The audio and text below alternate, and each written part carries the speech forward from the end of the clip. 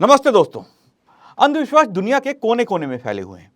कभी उन्हें संस्कृति की धरोहर का एक हिस्सा मान लिया जाता है और उसे अनमोल समझ लेते हैं, तो कभी उन्हें उनमें विज्ञान ढूंढ लिया जाता है। पश्चिम में जहां अंधविश्वास को गंभीरता से अधिक नहीं लिया जाता, लेकिन वहां भी अंधविश्वास है, वहीं पूर्व में इसके प्रति एक अलग ही प्रकार का विश्वास है। तो अफ्रीका में जाएं तो वहां इसके प्रति लोगों में जुनून है। वहां अंधविश्वास को लेकर लोग कुछ भी कर जाते हैं। अंधविश्वास की असली जड़ भूत प्रेत का डर, जादू टोना, प्रेम, विवाह, व्यापार में नौकरी और इस प्रकार से बहुत सारी चीजें देखने को मिलती हैं। आज हमारे देश में भी गली गली में इसी प्रकार से लोग बैठे हैं। कभी कभी अंधविश्वास के नाम पर दहशत ऐसे फैलाई जाती है कि पूरे देश में फैल जाती है और लोग उस अंधविश्वास पे विश्वास करना आरंभ कर देते हैं, पढ़े लिखे, अनपढ़, सभी। आप सभी का मैं स्वागत करता हूं हमारी इस खास चर्चा में। मुद्दा जरूरी है। हमारे साथ मौजूद हैं वैदिक विद्वान आचार्य वाचोनिधि जी और उनके साथ मौजूद हैं समाज सेवी श्री अनुभव आर्य जी। आप दोनों ही मेहमानों का स्वागत है।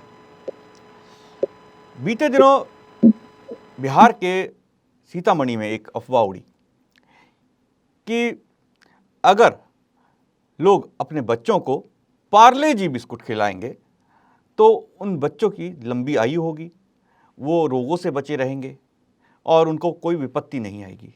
तो उस घटना पे हुआ ये कि पूरे सीतामढ़ी जिले के अंदर लोगों ने पार्ले जी बिस्कुट खरीद लिए। दुकानों के लंबी लंबी लाइन लग गई दुकानों के सामने, देर रात तक लोग खरीदते रहे। पूरे जिले में बिस्कुटों की कमी हो गई। ये एक ऐसी अफवाह थी जो बिहार में उड़ी, लेकिन ये एकमात्र अफवाह नहीं, कई सालों से हम देख रहे हैं कि ऐसी अफवाहें उड़ती हैं और हमारे पूरे देश के लोग उन अफवाहों पर विश्वास करके वो काम करने लगते हैं। सबसे पहले वाचोनिधि जी आपसे जानना चाहूँगा,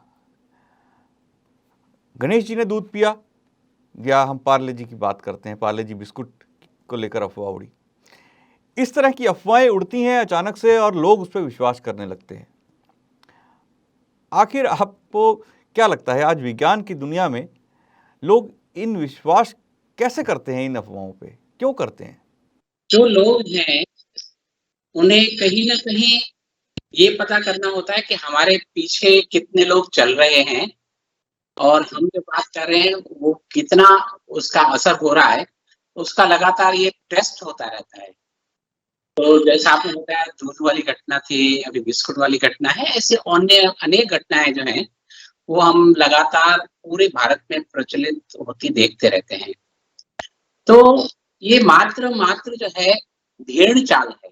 अगर किसी ने कुछ कहा, किसी ने कुछ किया तो उसके पीछे पूरी लोग चल पड़ते हैं और अगर जो नहीं जाता है तो उसे ये महसूस करवाते हैं कि आप जो है कहीं न कहीं धर्म के परंपराओं को आप च्युत हो रहे हैं, उनको नहीं मान रहे हैं।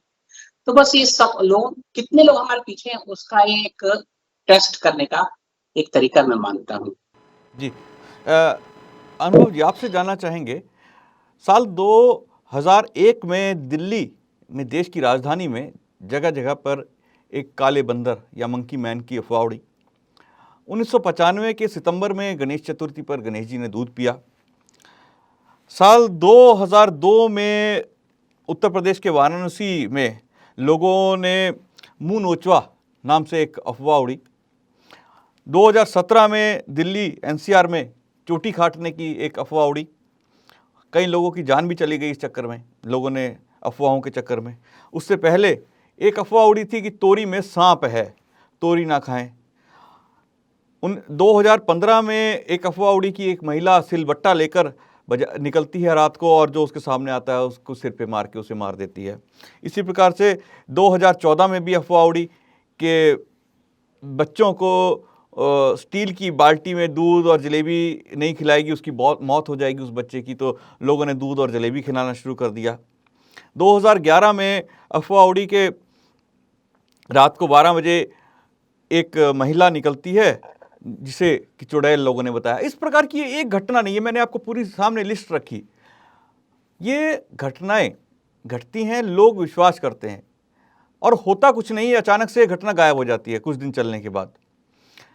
इसका मुख्य कारण आप क्या मानते हैं इस तरह की घटनाओं का हमारे देश में?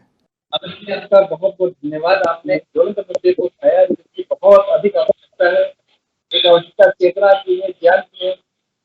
एक तरफ वेद कहता है तर्को व ऋषिया, तर्क ही ऋषि है, लेकिन जो अंधविश्वास की परंपराएं जो लागू करते हैं वो कहते हैं कि धर्म में तर्क की कोई आवश्यकता, कोई स्थान नहीं।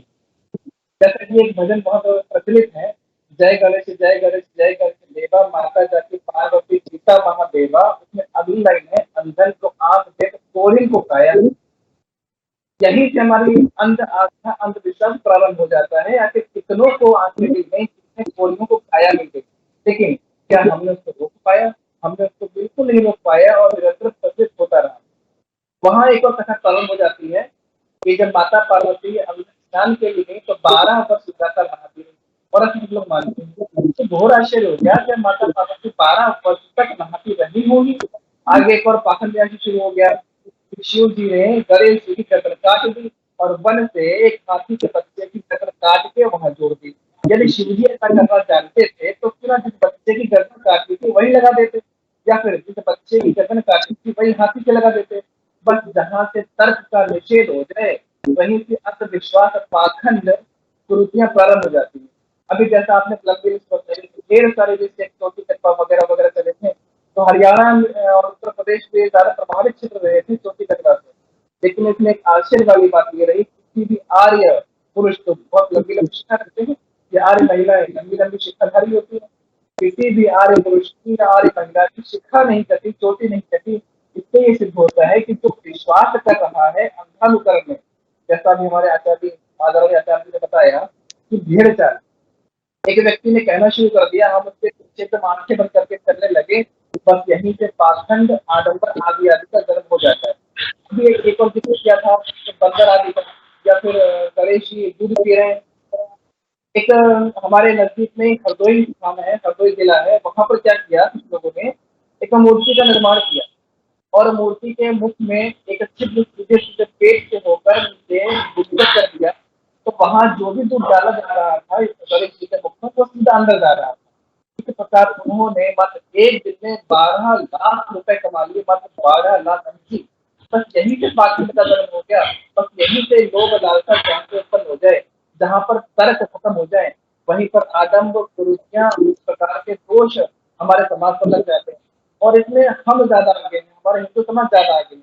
किसी ने कुछ कह दिया, भैया तुम्हारे सर पर शनि सवार है, तुम्हारे सर पर राहु केतु सवार है, मतलब ये तो घोर आश्चर्य है। मेरे सर पर अगर जुआ रहता है तो मुझे पता लग जाता है कि मेरे जुआ है, और भारी भारी ग्रह मेरे सर पर आ जाते हैं, मतलब मुझे पता नहीं लगता जब ये ग्रह मेरे सर पर आ जाए तो हमारी चटनी बढ़ जाए।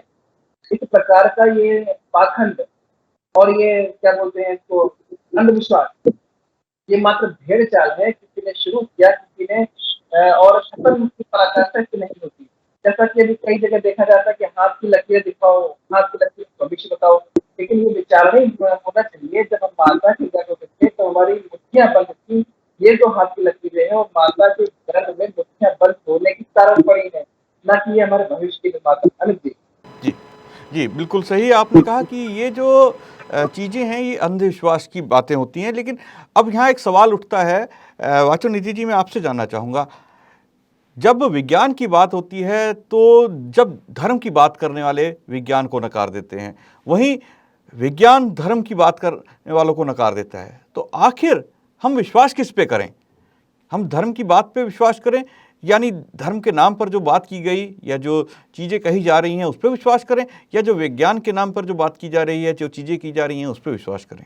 सही बात है। विडंबना ये है कि हम लोग जितने ज्यादा बुद्धिशाली हैं उतना ही इन चीजों में अपनी बुद्धि को बंद रखते हैं, क्योंकि आस्था जो है वो आस्था विश्वास मनुष्य के जीवन का अंग है, और उसका दुरुपयोग करना मतलब अंधविश्वास को बढ़ावा देना। जब हमारी आस्था और विश्वास है उसको अंधविश्वास का जामा और धर्म का जामा पहना देते हैं, तो लोग ये कहते हैं कि इस बारे में हमें ज्यादा सोचना नहीं है, अन्य बाकी सब चीजें बुद्धि से काम करेंगे, लेकिन इस बात में वो आस्था और धर्म और उसके नाम पे कहते हैं कि नहीं जो हो रहा है, और बहुत बड़े से बड़े, बहुत पढ़े लिखे लोग ये कहते हैं।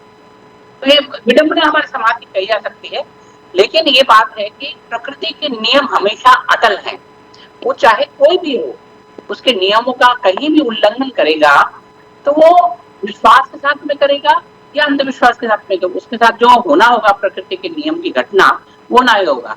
जैसे आग में कोई व्यक्ति हाथ डाल ले और वो सोचे कि मैंने ये सब तप कर्म किया है और मुझे हाथ नहीं जलेगा, तो कभी भी संभव नहीं है। अभी हमारे यहाँ पर नवरात्रि से पहले यात्राएं निकलती हैं, लोग पैदल चला करते हैं, तो पैदल चलते हमारे अलग से चलने की व्यवस्था नहीं है, तो सड़क मार्ग से चलते हैं। अब अभी की बात है, और वाहन ने जो टक्कर मार दी, उनके सामने सामने उनके पिता और उनका पुत्र और उनके पत्नी सामने सामने जो है उनकी जान गंवानी पड़ी। तो ये देखिए क्या काम करने जा रहे थे, किस साथ जा रहे थे, और नियमों का भंग हुआ तो ये घटना हो गई। ऐसी बहुत सारी घटना समाज में देखते रहे, तो अंधविश्वास कहीं ना कहीं व्यक्ति को गर्त में ले जाता है, नुकसान में ले जाता है, हर तरह से उसको कोई लाभ नहीं होता है, पर फिर भी लोग जो है भेड़ चाल की तरह उस पर चलते रहते हैं। जी, बिल्कुल आपने जो ये बात कही कि लोग भेड़-चाल की तरह एक चीज़ को मानने लगते हैं। अनुभव जी आपसे भी जानना चाहूँगा कि जब हम बात करते हैं आस्था की, तो आस्थावान व्यक्ति को माना जाता है कि अच्छा व्यक्ति है, वो धर्म में विश्वास रख रहा है। लेकिन इसमें अंधविश्वास कब आ जाता है कि वो आस्था अंधविश्वास में बदल जाती है? अमित जी, एक आस्था आत्मविश्वास में तब बदलती है जब सामने वाले व्यक्ति अपने आराध्य व्यक्ति पर जी, आंखें बंद करके और बिना बुद्धि के विचारे उसकी बात को मानने लगता है। जैसा अभी जो वर्तमान में तो हमने क्रिकेट का भगवान कहा सचिन तेंदुलकर, एक प्रश्न मैंने सत्ता पत्रिका आती है पढ़ा था कि सचिन तेंदुलकर सत्यसाई के पास गए और सत्यसाई ने अपने बड़े बड़े बालों में से हाथ डालकर एक अंगूठी निकालकर सचिन तेंदुलकर को दे दी। जी, सचिन ने मतलब उसको भगवान मान लिया और उसके प्रचार में लग गया। वहीं एक व्यक्ति जो आर्य विचारधारा से प्रेरित था, उसने कहा महाराज जी आपने अंगूठी निकाल दी, तो छोटी सी चीज मैं मांगना चाहता हूँ। तो महाराज जी ने कहा कि तुम्हारी भी इच्छा पूरी होगी, बोलो क्या मांगते हो। तो उस आर्य विचारधारा व्यक्ति ने कहा कि मुझे सीमेंट की बोरी निकाल के दे दो। क्या ये संभव था? एक छोटे से स्तर में अंगूठी तो निकल सकती है, लेकिन जब आर्य विचारधारा के प्रेरित व्यक्ति ने कहा कि आप हमें सीमेंट की बोरी निकाल के दे दो, तो सत्यसाई ने उसको बाहर निकलवा दिया। बस यही था अंधविश्वास, यही था विश्वास। यदि सचिन का अंधविश्वास नहीं था तो उसको कहना चाहिए था आपके सर से बड़ी चीज यदि कोई हो तो आप निकाल के दीजिए। यदि सचिन एक राष्ट्रभक्त होता, यदि सत्यसाई अंधविश्वास को बढ़ावा देने वाले ना होते, तो अपने देश की बात करते, देश को आगे ले जाने की बात करते। वर्तमान में कई सारी कुरीतियां हैं अपने देश में, उसकी बात करते हैं, उसको खत्म करने की बात करते हैं। जैसा कि अभी आदरणीय आचार्य ने बताया कि प्रकृति के नियम अटल है। अब यदि कहीं आग लगी है तो चाहे उस पर ठंडा पानी डालें, चाहे सामान्य जल डालें या फिर गर्म करके डालें, तो जल का जो नियम है, जल का जो कार्य है वो कभी नहीं बदलने वाला। उसी प्रकार विश्वास कहा जाए या पत्थर कहा जाए, उसका कर्म, उसका प्रकृति कभी नहीं बदलने वाला। जी, बिल्कुल सही कहा कि आपने जो प्रकृति है उसका नियम नहीं बदलेगा। दोनों ही विद्वानों ने आपने ये बात जो कही कि प्रकृति का नियम नहीं बदलेगा, ये एक ऐसा जिसे कह लीजिए टेस्ट है कि इसको टेस्ट को करने पे हम जो है जान सकते हैं कि क्या अंधविश्वास है और क्या अविश्वास है और क्या आपका ठीक है धर्म है।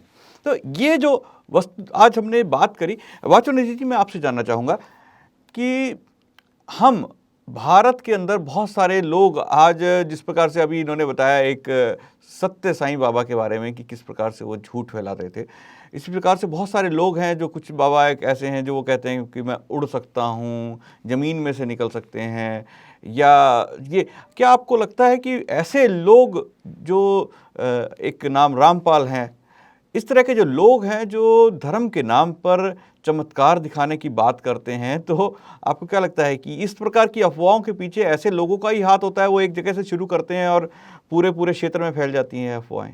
सही बात है, लेकिन ऐसा है ना, धर्म तो एक ही हो सकता है, तो धर्म अलग अलग नहीं हो सकते हैं। लेकिन जो वर्तमान में चल रहा है उनको हम धर्म के नाम से कहते हैं, लेकिन वो संप्रदाय हैं।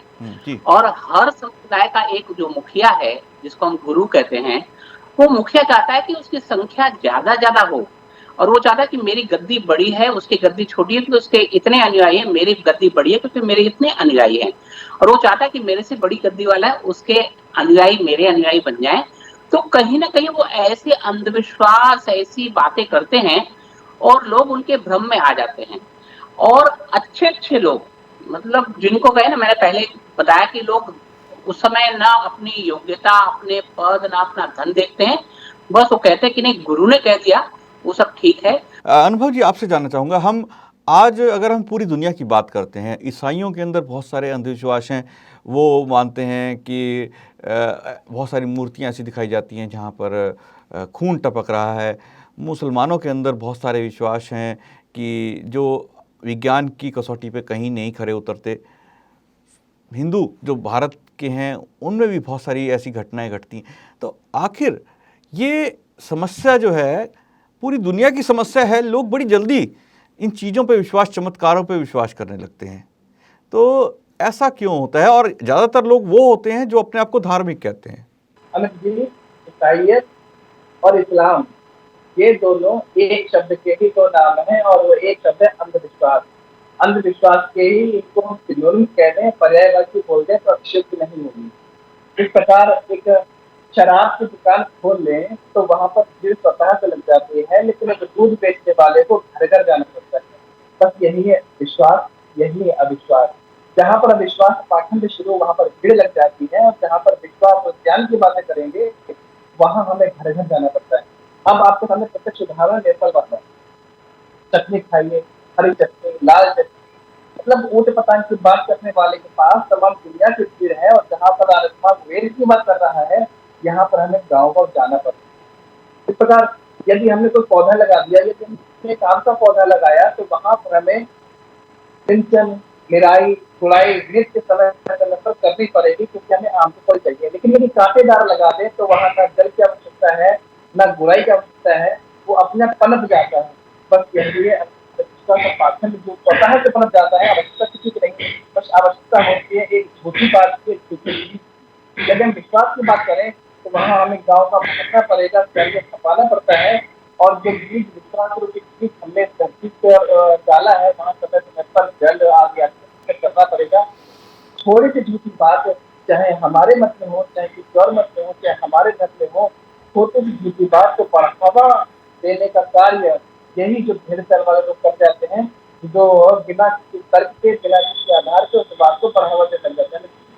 जी, वाचादित्य जी, आपसे जानना चाहूँगा, इस प्रोग्राम के माध्यम से आप दर्शकों को क्या कहना चाहेंगे कि किस प्रकार से हम इस प्रकार की जो अफवाहें हैं उन पे रोक लगा सकते हैं? ताकि कई बारी क्या होता है कि जैसे चोटी काटने की घटना घटी या मुंह नचोआ की घटना हुई, इन घटनाओं के बाद, या जो काले बंदर वाली जो दिल्ली के अंदर घटना घटी, इसमें बहुत सारे निर्दोष होते हैं, उनको हानि होती है, कई लोगों को पीट देते हैं, कई बार उनकी मृत्यु भी हो जाती है। चुड़ैल के रूप में किसी को देख लिया, किसी को समझ लिया कि वो चुड़ैल है, किसी महिला को, तो उसकी हत्या हो जाती है। तो आप दर्शकों को क्या कहना चाहेंगे कि किस प्रकार से हम इन अफवाहों से बच सकते हैं? अगर कोई भाग्य रेखा पे निर्भर करते होते तो फिर तो बैठ जाए। मैथिलाना संस्कृति ने हमें यही कहा कि भाग्य रेखा पे नहीं, हमें कर्म रेखा पे चलना, अपने हाथों पे विश्वास रखना है, मेहनत पे विश्वास रखना।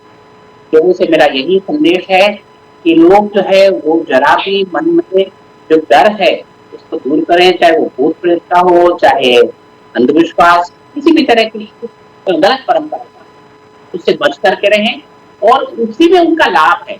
अगर वो 2-4 बार इसको अपना लेंगे तो उनका विश्वास बढ़ जाएगा कि हाँ, इन चीजों को मैंने नहीं किया तो कुछ भी मेरा बुरा नहीं हुआ। तो एक विश्वास रखें, और उसी प्रकार से जो है प्रकृति के नियम अटल हैं सबके लिए, ये मानते हुए आगे बढ़ें। जी, अनुभव जी, आपसे भी जानना चाहूँगा कि आप क्या कहना चाहेंगे कि किस प्रकार से ऐसे जो अफवाहें हैं, इस प्रकार से कैसे बचा जा सकता है? इन अफवाहों से लोगों को किस प्रकार से लोग अपने आप को बचा सकते हैं, लोगों को बचा सकते हैं? अमित जी, हर शहर में पाखंड हटाओ केंद्र खुला हुआ है, हर शहर में खुला हुआ है, और उसका दूसरा नाम या मुख्य नाम कहते हैं वो है आर्य समाज। यदि वो व्यक्ति वहां जाता है, यदि आर्य समाज का ज्ञान उस क्षेत्र को समर्पित करता है तो पाखंड स्वतः से भाग जाएगा। क्योंकि आस्था प्रबल होती है, अर्थात तर्क वाली आस्था प्रबल होती है। जहाँ पर तर्क सम्मत आस्था हो जाए वहां जाके पाखंड का परेशान नहीं रहता। तो मेरा सभी से आपको है ग्यारह समाज की विचारधारा से जुड़े, वेद की विचारधारा से जुड़े। आप कभी किसी आडम्बर में, दास भक्ति में, किसी भी प्रकार के बाह्य पाखंड में नहीं घुसेंगे। और जो हमारा मूल ईश्वर है, हमारा सत्य ईश्वर है, जो हमारा सच्चा धर्म है, सच्ची आस्था है, उससे स्वतः से जुड़ जाएंगे अमित जी। आप दोनों ही मेहमानों जी आज अपने विचार, अंधविश्वास और ये जो पाखंड हमारे देश में समय समय पर फैलता है और इतनी बुरी तरह से फैलता है कि कई घटनाओं का रूप ले लेता है, मास लेवल पर ये होता है। आज मोबाइल का युग है तो समय नहीं लगता इस तरह की अफवाहें फैलने में, परंतु हम देखते हैं कि कुछ साल पहले जब मोबाइल इतनी अधिक संख्या में नहीं था, साल 1995 में जब दूध गणेश जी द्वारा पिए जाने की अफवाह उड़ी, तो ये वो एक समय था जब संचार की उतना साधन नहीं थे, लेकिन फिर भी उड़ी और लोगों ने गणेश जी को पूरी दुनिया में दूध पिलाया। ये देखा कि किस प्रकार से लोग पागलों की तरह जो है दूध पिला रहे हैं। इसी प्रकार से समय समय पर भूकंप की अफवाह उड़ जाती हैं, या इस प्रकार से बहुत सारी अफवाह, कभी प्रलय की अफवाह उड़ जाती है। तो ये सब चीज़ें फैलती हैं हमारे समाज में बहुत बारी। इन सब चीज़ों को जैसा कि वाचन जी ने बताया कि लोग टेस्ट करते हैं कि उनकी जो बात है वो कितने लोगों तक पहुंचती है, कितने लोग जल्दी मानते हैं। और एक अंधविश्वास आस्था के नाम पर फैलाया जाता है। ये दोनों चीज़ें हमारे समाज को एक तरह से खोखला करती हैं। आप दोनों मेहमान जुड़े हमारे साथ, वाचोनिधि जी और अनुभव जी, आप दोनों का बहुत बहुत धन्यवाद हमारे साथ जुड़ने के लिए, दर्शकों से अपने विचार रखने के लिए। कल फिर मुलाकात होगी दोस्तों, एक नए विषय, एक नए मुद्दे के साथ। मुझे दीजिए आज्ञा। नमस्ते।